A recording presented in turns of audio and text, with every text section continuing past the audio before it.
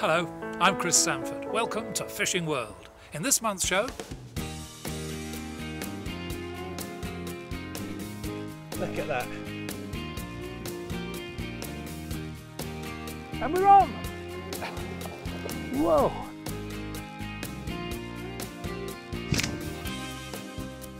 And now Nigel Botherway spends the day with English rugby legend Richard Hill.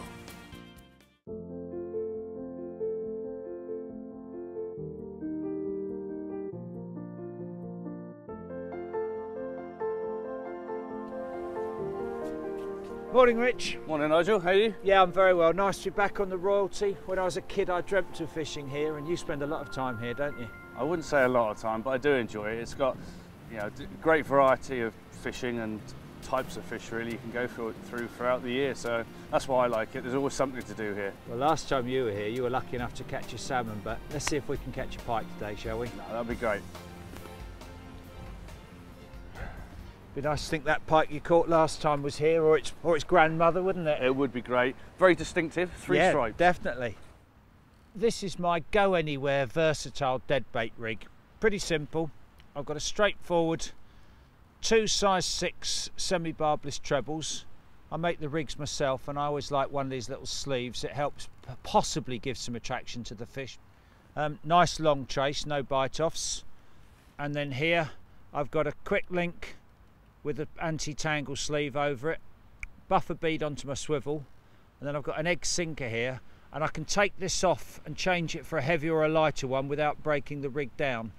Straightforward cigar type float, bead and a stop knot, and I always use braided mainline when I'm pike fishing, and I find those rubber float stops can get stuck in your rod rings or the braid can cut through them, so this is actually fly line backing. It's also nice, the bright orange, it's very visual. If I'm playing a fish and it's down deep, I can see my stop knot and know how close I am to the fish. It was an early start, a dark start, and now it's raining. But patience is definitely a virtue in fishing, and I've no doubt it is going to pay off.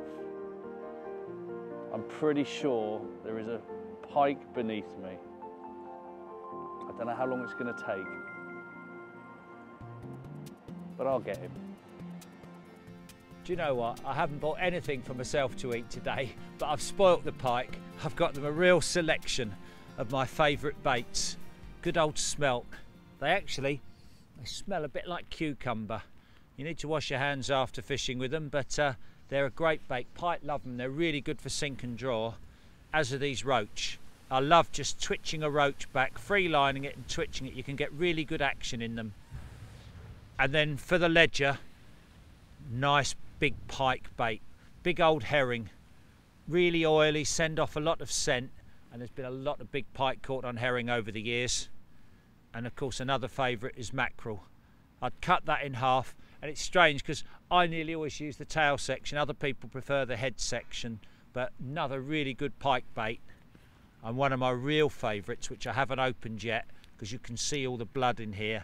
I've got some lamprey sections, which again, that blood is going to ooze downstream and any pike will home in on it. Fantastic bait.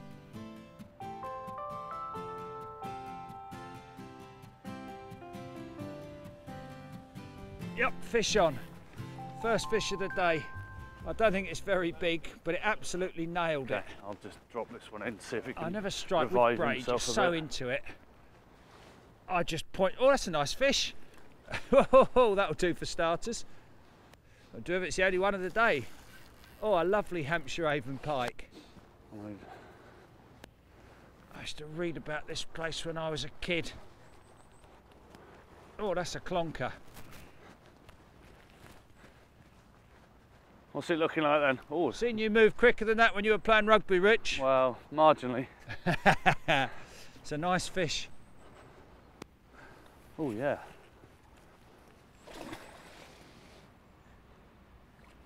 Nice one. Exactly. And you won't believe where it took. Literally there, right at my feet. You see it? Just trotting it down to underneath the tree here. Boom. Beautiful. I'll grab my forceps. Excellent. It's one down then. That's a beautiful fish, Rich. Yeah, that's a belter. When I was a kid, I used to read about Richard Walker fishing on the Hampshire Avon. I used to dream of catching fish like this. And here I am holding one. If you've never unhooked a pike before, the easiest way is get them on the mat and put them on their back. And if you look at these gill rakers, you don't want to touch these because you'll damage them and you'll cut your hands. But you just slide your fingers in here and the jaw will open. And I struck straight away. We just got one treble in there, that was handy. But it's lucky that didn't come off, Rich. Yeah. But as you can see, the bigger the fish, the bigger the mouth, and the easier it is to unhook them. But don't be scared of them. And then to hold them, if you look there, I've got my fingers out the way of the teeth. So Nigel, that's an absolute beauty. What sort of size do you think that is? I should think that's about 14 pound, wouldn't you? Yep. That's definitely you, 1-0 up.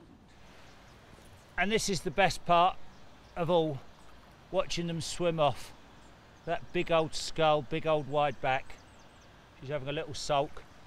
And there she goes, off to fight another day.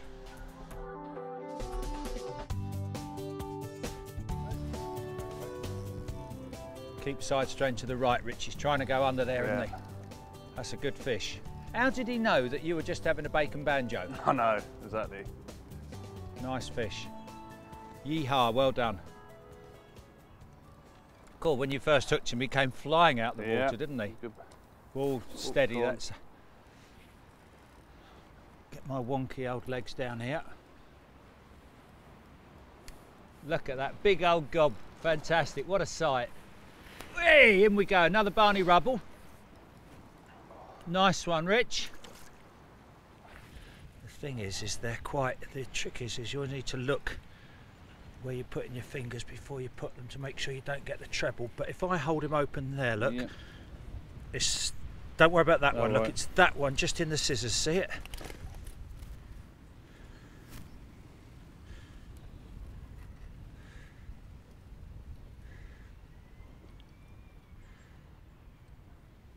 That's it, nicely done. Yeah, nice to get that on my finger. finger. Lovely, yeah. Well done, Rich. Beautiful pike. Brilliant.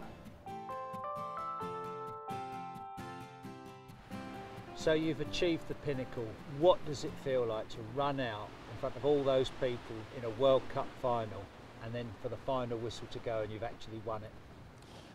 I suppose like Olympians, there's almost that 4-year period where you build up to something, and an Olympian maybe stands more chance of knowing that they are actually going to make the Olympics, and a rugby player builds to it. But you know, we were very fortunate that for that 4-year period we were a very successful team, which came with its own pressures, and you know, we had to come from behind in a number of matches, but you do something to get to that final. Yet the build-up, that week build-up, it's just so excruciatingly painful. You just don't sleep, or you know, sleep deprivation. You're trying to get it where back wherever you can, and you just almost got, you're there on the Saturday afternoon. Going, why am I doing this? do I really want to go through it? But as soon as you run out onto a pitch, you're just in your natural environment. It's like a fish swimming in a river. You just know that I've now done all my training. This is what I've based it for. So that bit was the huge relief, but. For the fact that we actually got pipped back on the end of normal time, we were actually a remarkably calm bunch of people on a pitch. But that comes down to the preparation again and how hard we worked. And there was a relief element of winning, but then there was that euphoria and delight and just smiles all over your face. And just, I suppose we didn't have time to collect our own thoughts, and hence 3 months afterwards, that's where the fishing element came in. Brilliant.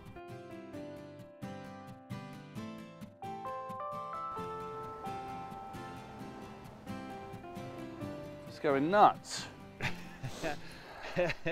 Brilliant. Just put Richard's back and now my rod's gone. Oh, sorry. But like any good back row forward, he's there first and he's grabbed the rod and it looks like another nice fish.